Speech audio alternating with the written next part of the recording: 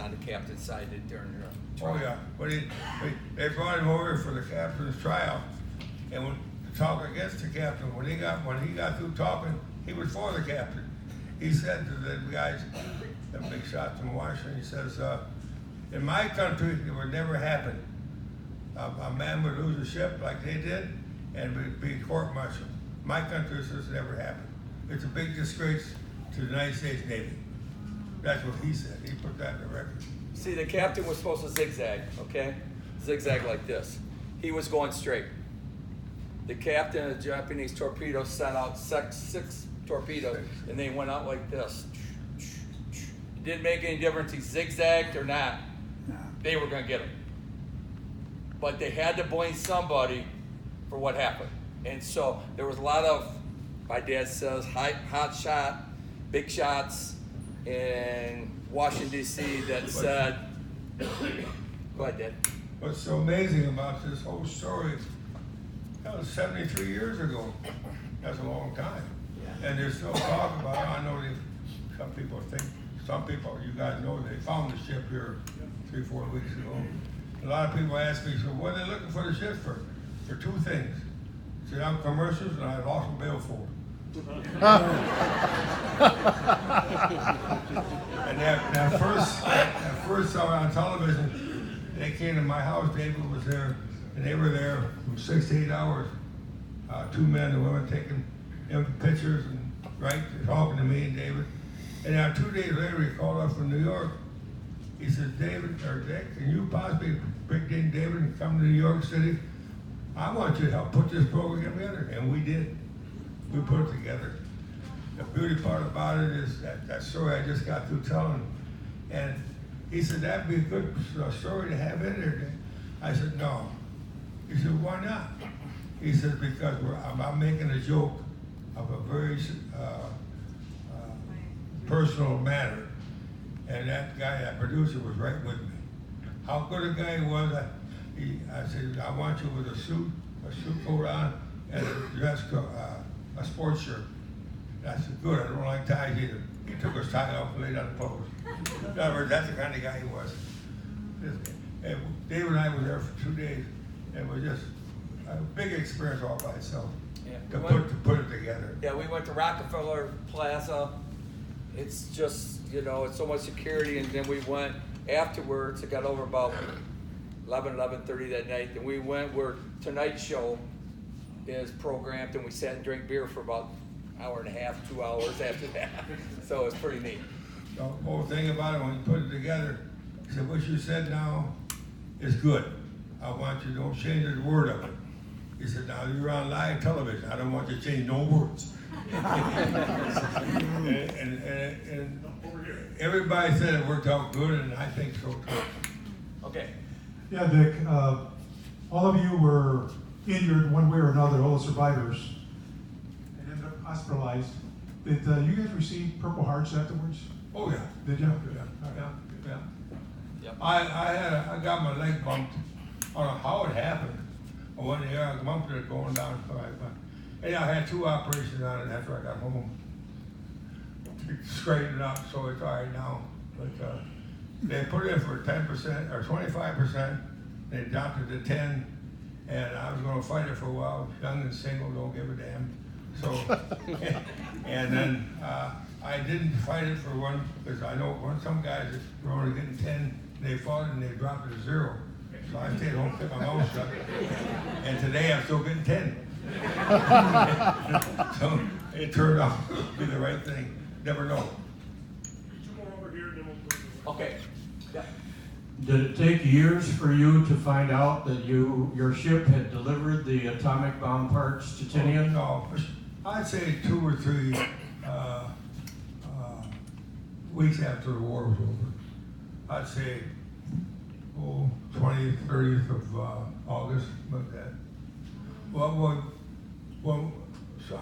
Okay, I went to Palau in the Philippines to the hospital, and some went to Samara.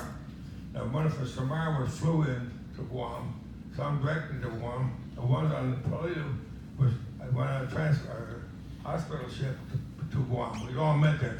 When we got there, it was so highly secret. We were told by don't tell anybody what happened to you in the water, why it happened, or their mission. Don't say anything about the whole trip. In other words, we told you for a while. Wasn't glad we broke it. But I'm lucky. But Hey, next one here. How did you sleep in the water? How did you just sleep in the water? well, you don't really sleep. You kind of fall in kind of an unconscious mode. You know, you come to, back and forth. But I really can't track.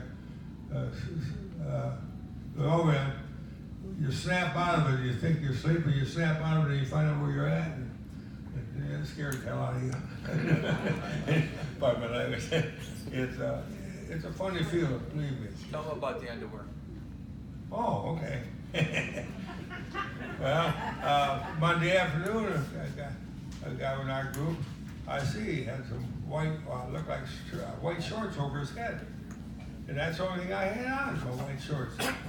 So I go, geez, that sounds pretty good. So I took the white shorts off and put them over my head. At nighttime, put them back on so I wouldn't lose them. But in other words, to keep the sun off your head. And where your leg fits in, it fits over your head just perfect. It's funny, but it worked.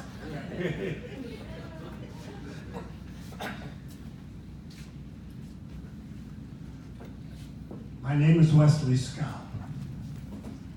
My brother was on the ship, and I was wondering if you knew him at all. I know you were on a short time, but my brother went on the ship in 1941. Your brother? And yes, Okay.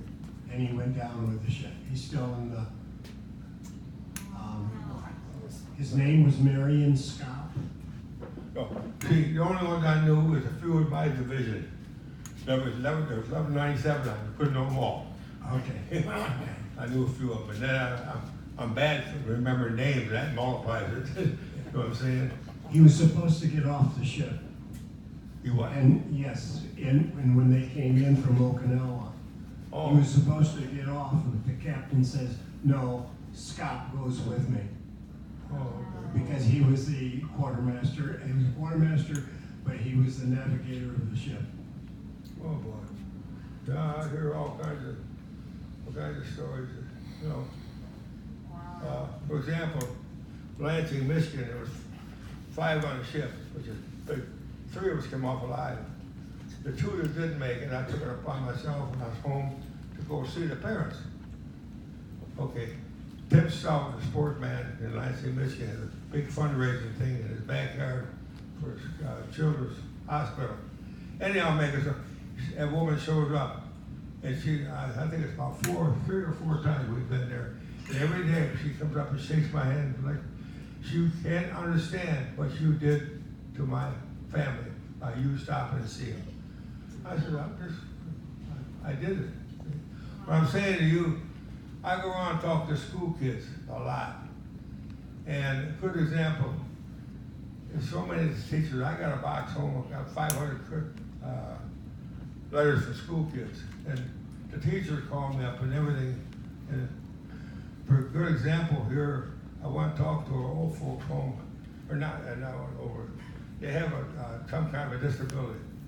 Their mind is all right, but they can't walk, they're very left, whatever. Anyhow, I give them my talk. There was probably 30, 35 there. And that woman, I was in church, she come up to me after church and said, Dick, you can't understand what you did to them people. They're taking medicine different. They're running around, patting each other on the back, never give up, like I tell them.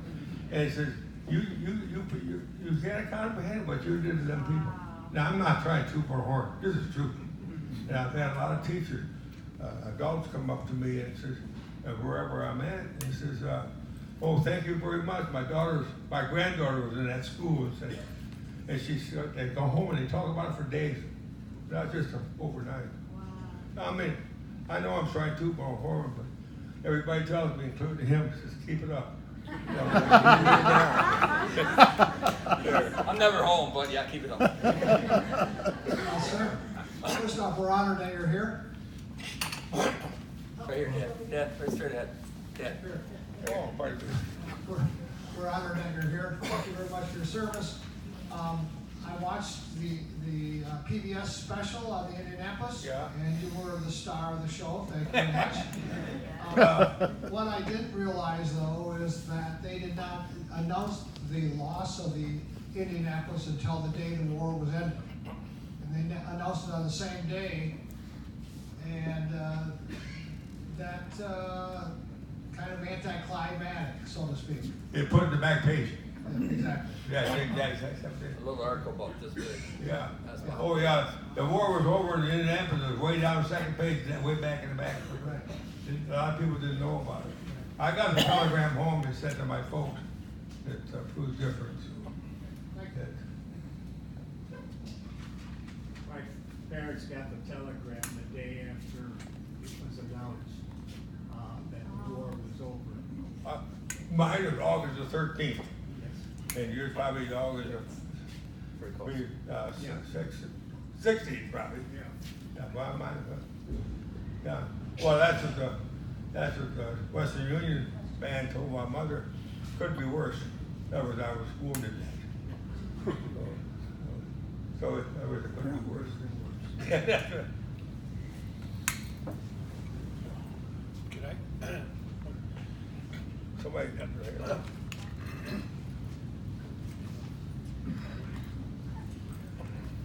Go ahead.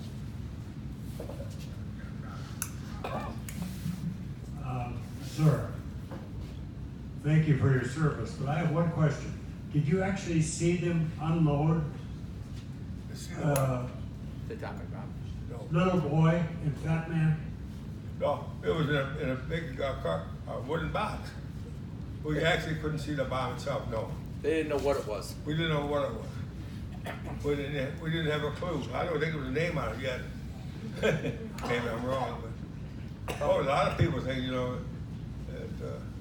All I know is I sat in the fantail, watch, talking to some of the old timers, and most generally in a day or so, we on their shakedown, we're going someplace to get the motor up, and they go maybe a day and a half full speed. We were like that for 9 days, and all the old timers said, "What the hell is their hurry?" They've never seen the ship go that fast, that long. Some of the guys were on the ship 3-4 years. They never seen that in their life. What the heck? And I heard that for 9 days. What the hell is their hurry? But we found out later. So, There was when you were sunk, it was a top secret mission. So they did not alert that your boat was missing for several days. Is that correct? well, that my opinion is top secret mission is misuse of words. That's my opinion. There was no top. They lowered the bomb. We went over there like hell for 9 days. And that's it. So we stopped at Pearl Harbor. I understand for just a few hours. I understand we had some passengers who dropped off. That's I didn't see them actually, but at night.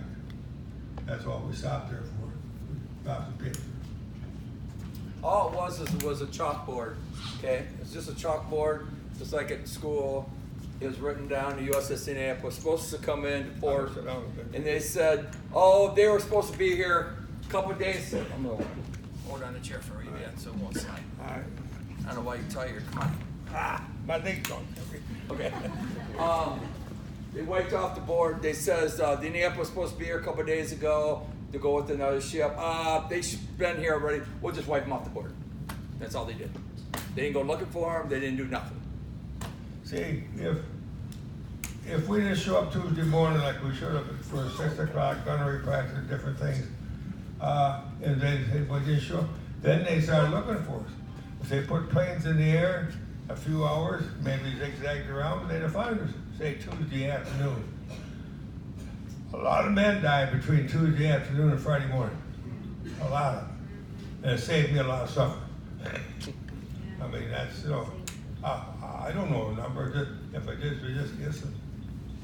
So, but, it's so hard to explain it to you, the feeling you got when you're out there is with the sharks and not coming home and when you're in the water feeling like you're bumping around like a ping pong ball. Then you see this guy be taken.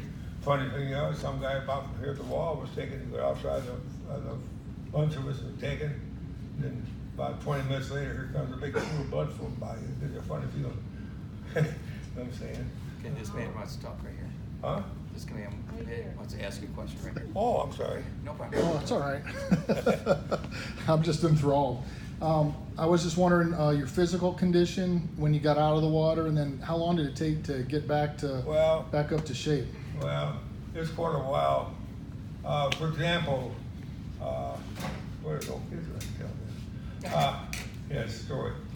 I was for about 8 weeks or 10 days. Every time you had to go to the bathroom to urinate, I had to grab old stanchion. Because you soak your private parts in salt water for 5 days, it don't do them no good. And they work. And I'm telling the story where there's no kids around with me. And I said, I always thought, I would get healed up so I could use it for every man wanted to use it for. So I got married, got 6 kids, so I guess it worked. That's the damn truth.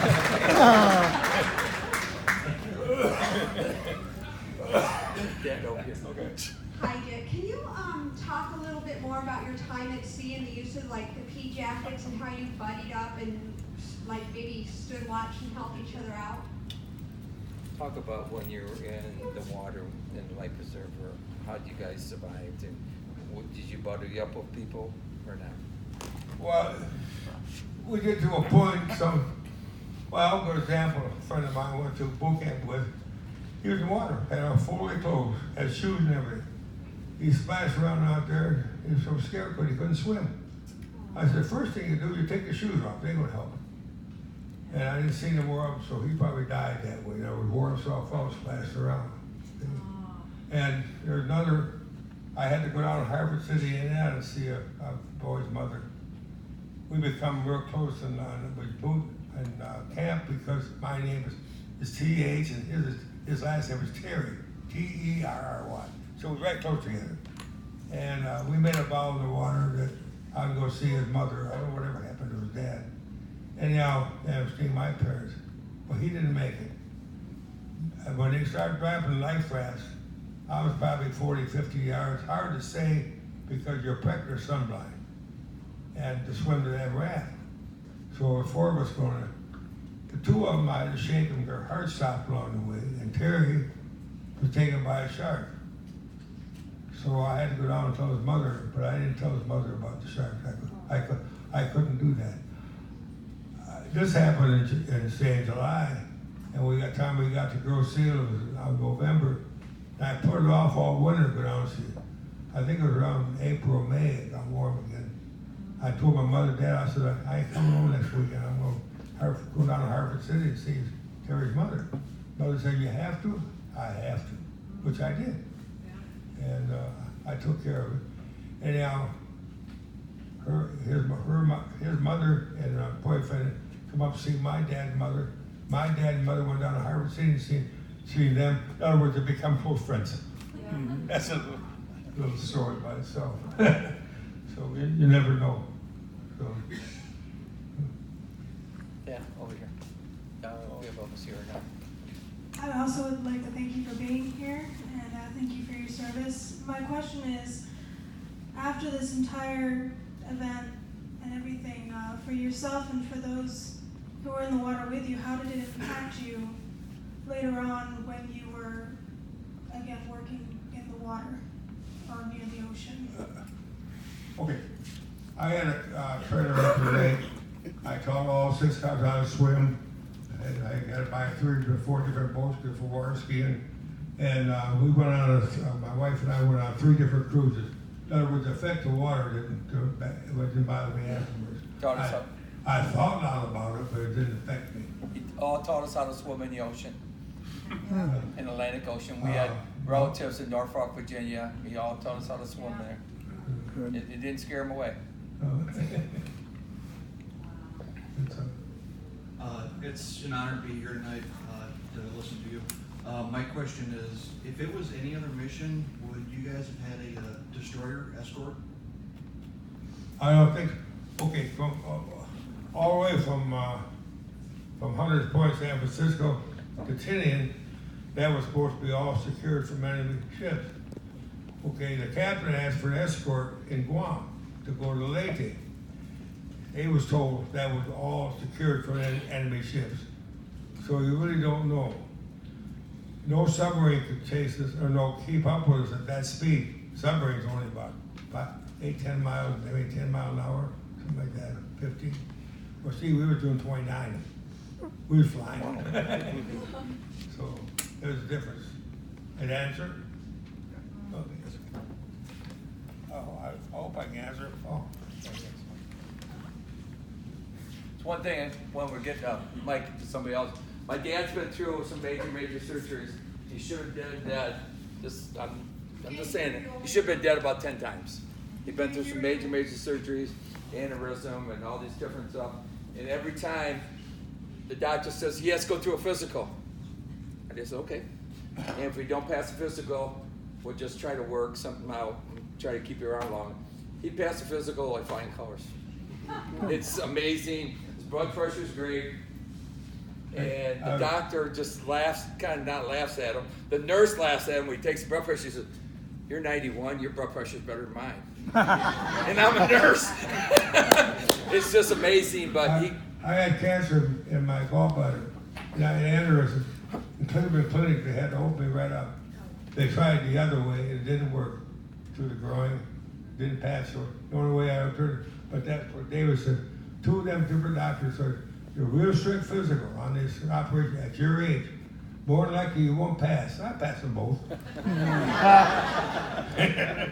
I'm still percolating. And the bad part about it, I had a brother and a sister. They were both younger. My brother was pretty 3 years younger. He'd been dead for about 3 years. And my sister's a little younger. But what I'm saying is, on my sister, on my side, my wife's side, I'm the one who percolating. I guess I don't know why. Ain't figured out yet. Hey, Dad, over here. Can you tell me why they didn't have any food on those life rafts or water? He was just on a life preserver. I didn't have a raft. He was just on a life preserver all the time. There was didn't even have a raft. No. A life jacket. Jacket. He had 3 life jackets on when he finally got picked up, and the water was about up to here to him. Because the jackets only last 72 hours. Oh boy. They were in the water 104 hours. Sunday night to Friday afternoon. They got a steam going up the side, and them little pea pods come out of your life jacket. When that steam breaks, that pea pod hits you in the nose, that means you're going down. Funny damn feeling. So anyhow, one person, my buddy helped take it off a dead person, and another jacket went floating by. So I kind of anchored on 3 of them, and I think I needed all 3 to survive. I think we got somebody else who's going to ask a question. He's going somewhere. Is he coming to you? This guy right across? Oh, here we go. We'll get to you. For Michiganders, how many Michigan survivors are you aware of? 99 from Michigan. 19 came off alive. We all had, we parked down Federal Building down Detroit. And then we stationed out the Grosse Seal aviation station outside Detroit to the rest of the time of service. So it was good to do the 80 miles home, come home every weekend. And the beauty part about it, when we got there, the yeoman said, well, you have to be born in 1924. You can't be born in 27. So you could be 21 years old so I could drink in Detroit. And then he plays down. So he put the 4s up a 7. My dad is the only one still alive in Michigan of the survivors, of the 99. 19 maybe. Yeah, about 20 years ago, I was up north in Alpena, Great Lakes Lighthouse Festival, and one of the survivors there, I can't remember his name, but he was big, really big guy in a wheelchair at that time, 20 years ago. Oh yeah, yeah. Well, some of them I got to know, put into some. Yeah. Okay. Right, make it legal. The rest of them died. I'm co-chairman of the reunion. My good buddy is the chairman. The only reason they give him the chairman and honor of me or vice versa, came from Ironwood, He lives out in California now. He has a wife that does the secretarial work, so they made him chairman. I didn't have no wife. I was lucky. And them two are the two youngest ones of the 14 survivors. They're the two youngest. Harold Bray, his birthday's in June, mine's in March, and I'm the old man. I want to reiterate the thanks for being here and for everything that you've done. I'm aware that that night many people were sleeping outdoors because of the heat.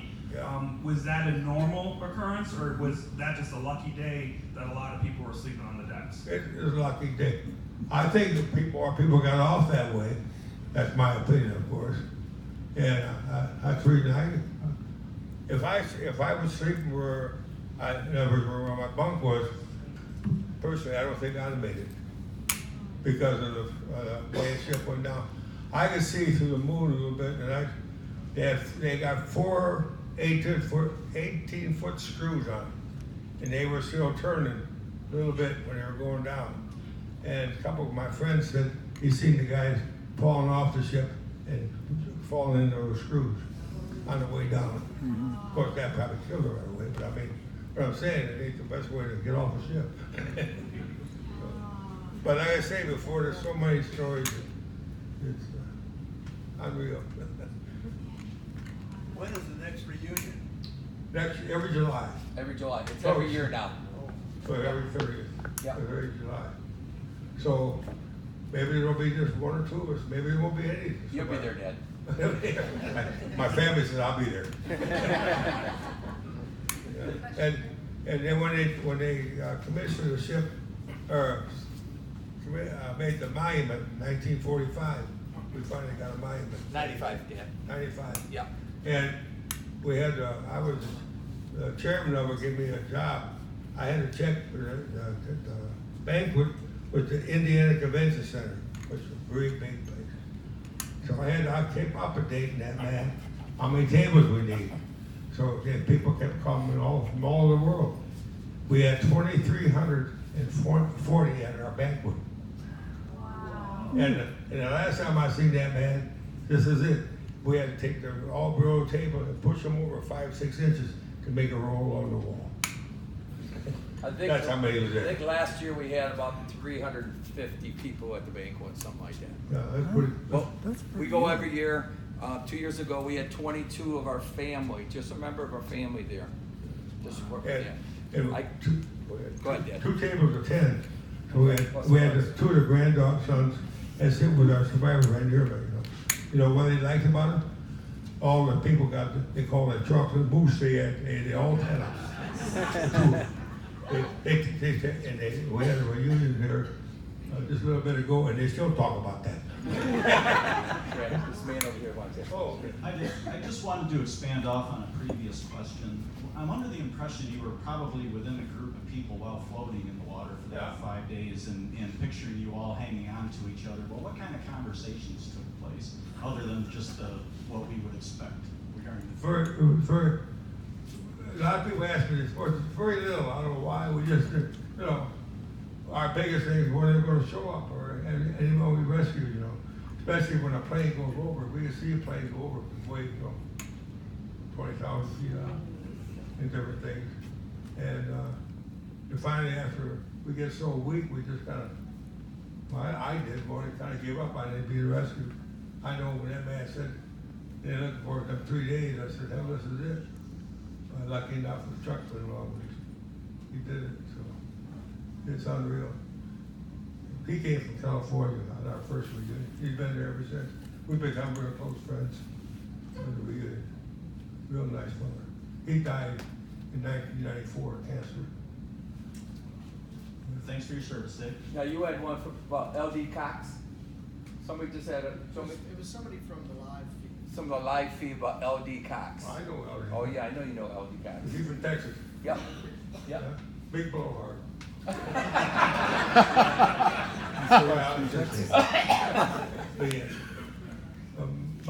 Mike said that my oldest boy lives in Texas. Right at Finney Corner across the street, I was up there one time, and the neighbor across the street goes deer hunting.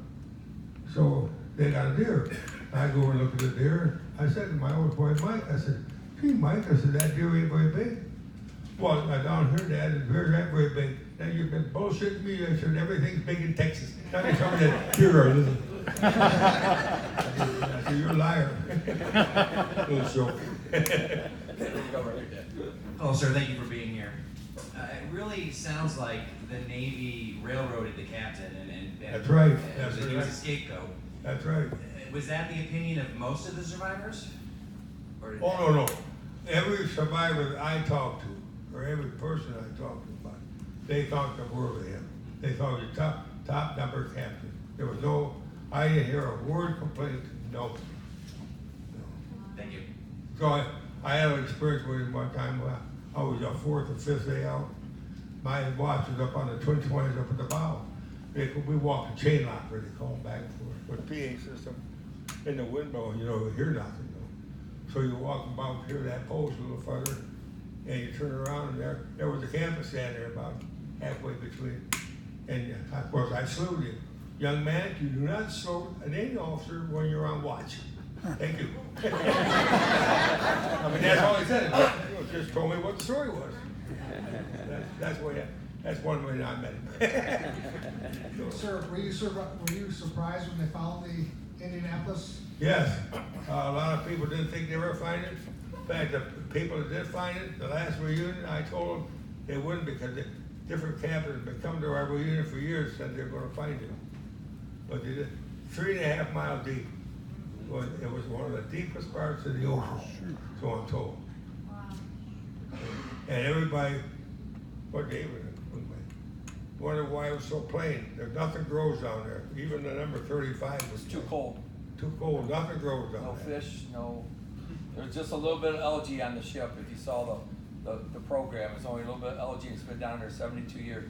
Only a little algae because it's so cold and just. They say down there, it's just like on land. There's mountains down there too. Sometimes it's only 2 miles. 1.5 miles. Oh yeah. It was. That's why there was so much notoriety today. One of the reasons, television and that finding the ship. It's a tombstone. Yeah. That's what it is. I'll tell a little story. We're from Lansing, Michigan, and my dad went up to DeWitt High School, and my dad says, I didn't eat nothing from Sunday to Friday, and some of the kids, the high school kids, tried it. Well, they last about a day and a half. This is what they said. This old man can do it. Why can't I? That's exactly what they said. And the teacher came back and told us about it. And they said they tried for like a day and a half. They said, "Man, I can't do this no more," and they quit. So it was just a funny story that. But my dad, when we went to DeWitt High School a couple years ago, and it's a little Lake Geneva Lake. And he says, "Hey, how many of you guys are 17, 18 years old?" And 4 or 5 of them raised their hands. So I'll take you down to Geneva Lake on Sunday night at midnight. I'll pick you up Friday morning and see how you're doing. And them kids mouth one. No sharks, no 12-foot swales, no nothing, but just see how you're doing. And see what these guys go through.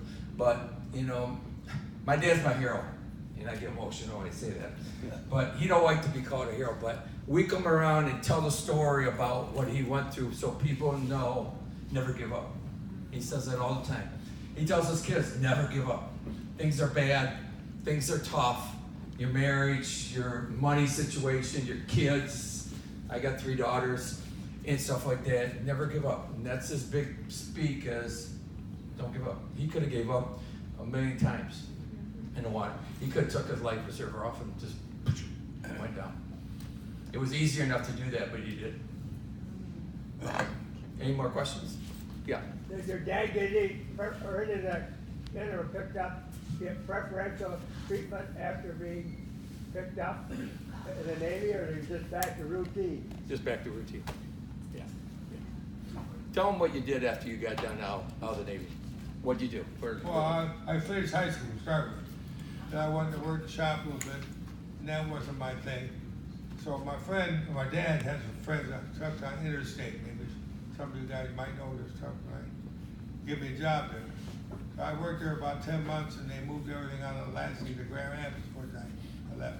Anyhow, I stayed with the trucks, and I drove trucks for 44 years. When I was 65. I drove a couple of million miles out in accident. I can prove that. And all the way here, he told me how to drive. Imagine that. Hey, there's a car coming down the rail. Dad, I know. Hey, man, that guy just went 90 down past you, didn't you? Yeah, Dad, I know. But he likes the way I drive, but that's the truck driver thing. My specific question was, in the Navy, did he get any preferential treatment after being pissed out before he was separated from service? No, not really. No. He had to stay for about a year. In Grove City here, they put me in transportation department. We run snow blowers in wintertime on the runways. We deliver drum to up to Bunker Hill, up in Michigan, Sawbridge Field. There are trucks, and trucks around the base, heavy equipment. So when I come out, I had a chance to drive a truck. And well, that sounds funny. So I did that, and I started running for 44 years. No. And a lot of people ask me, said, well, you're on vacation, where are you going to go? You going for a drive? Yeah. I'm on vacation every single day. Every day. I'm going someplace. I didn't get where I was going. I knew where I was going. I see the same road many times, but I enjoy it. I can stop where I want to, get my coffee when I want to, no one looking over my shoulder. I loved it. In particular, be it by yourself. Don't give me any BS. Okay, Dad. One question. A couple of years ago, there was a movie produced. Did you see it? And if you did, how did you react to it? The movie on television, you mean? I believe so. Yes. Yeah. Yes. Oh, years ago? Cage. Nicolas Cage. Oh, okay. I was told that movie for the theater was supposed to be some big hotshot movie. I was told that each movie is rated. That rated so low, it didn't go to the regular theaters. It was rated 2 or 3. It went to the big cities, but didn't go. We were gonna, if it got to Lansing, we're gonna have a big thing about it. It never got to Lansing because the ratings were so bad. How can you lay in the ocean for 5 days and your shirt is no wrinkles in it? They look like they shaved yesterday. Their hair was perfect. You know, some people ask me, you have a razor blade on your left hand? And the water was nice and calm. Oh yeah, you're floating around and the water was this side. And it should be here. So, they never talked to any of the survivors about their experience. They just did it off reading a book or something like that. Years ago, young man, I don't know if you recall, they used to have Sunday night movies years ago, 2 hours. Okay, I was on that for an advertisement just before the football games because we went to California to see it. Stacy Keith was going to the captain. After we seen the thing, we told Stacy Keith that was the rottenest thing. We had 2 survivors live within 40, 50 miles of the studio in Hollywood. They weren't even asked That's terrible. to say anything. They could have called them in and give them a little story. The same with Up or Down. No one wants to tell the story. Same with this last movie. They didn't call no survivors. They put something together on their own imagination. It was all bullshit. My dad don't beat around the bush. That's all right. Well, that's true. We thought they made a big deal of it, but I didn't care because I got plenty of notifications around it. How am I doing, Steve? All right. You're doing fantastic. He's my friend. Hey, by the way, in that movie, 2 guys had hats on the water all 5 days. What did you say? The guys had hats on all 5 days. Oh, yeah. All 5 days. Nice white hats. Nice white hat. Oh, I didn't imagine. Yeah. I didn't imagine Well, we'll that. take one more question if you have anyone else. One more question. If not, I would like to, we have one more question back there.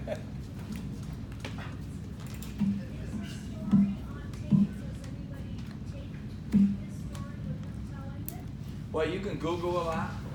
You can get on, Richard Thelen, Thelen, I'm sorry. USS Indianapolis. Hold it up. There's different survivors' stories. My dad's stories on there. and stuff like that. You can get a lot of it is when they first found the ship. You can Google USS Indianapolis live from the deck. It tells that was the PBS one last year. It tells the whole story about finding it. That's when my dad and I went to New York City to help get that all done. Part of it done, I should say. So he's actually been taped, recorded, and telling his story. It's him telling it? Yes. Yes. Just like today. Yeah. We love doing this. We love coming around. You know, we drove up here from Lansing. We didn't have to do that, but we love coming and telling people the story about what my dad went through, and that's what we do. I mean, some days, some weeks around Veterans Day, we were in Wisconsin for 3 days. We came home. The next day, we went to a high school thing. We took a day off, went to church, and the next day, he had 2 more days. He went and talked somewhere. That's not always our schedule, but I control what he does because he don't drive no more. So when they talk to me, when I say it's okay, then we go, because I don't want to get them it's too long, too much sometimes. Yeah. Because today we're here talking to all you guys, and then we'll get phone calls that, hey, can you go here? Can you go here? Well, we can't do that all the time. Yes. Just to end on a lighthearted moment. Okay. You've been congratulated and applauded, etc. When you told us that you floated in salt water for 10 days, etc. If you know what I mean by etc. Yep. You've passed all of these tests before surgeries with flying colors, and then for 40 years you drove a truck, and you still got 6 kids. That's a good Catholic family. That's why. We're Catholics. If we didn't drive truck, we may have had 12 of us.